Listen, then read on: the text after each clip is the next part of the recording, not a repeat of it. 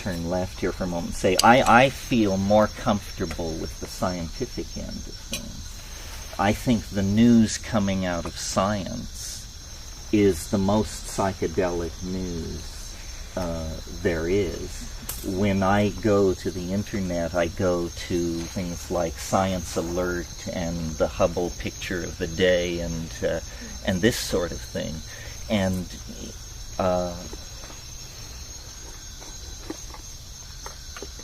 our community as a whole, I think, is not involved enough in incorporating the vistas.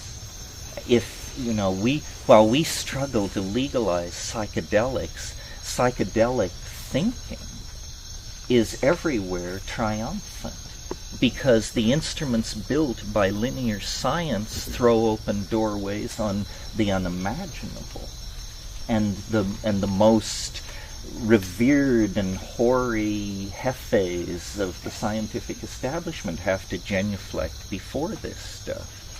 I mean, what am I talking about? Well, for example, Science magazine wrote last week that the most important scientific breakthrough of 1998 was the apparent observation and agreement upon that observation by the astrophysical community of a cosmological constant.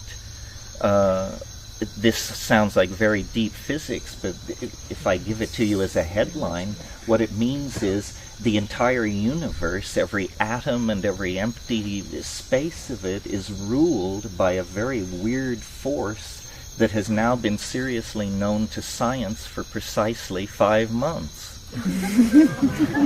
A force which is apparently going to overcome gravity's tendency to collapse the universe and to cause it to expand in a very explosive and counterintuitive and psychedelic fashion that is the complete confoundment of the core science that Western linear thinking has built.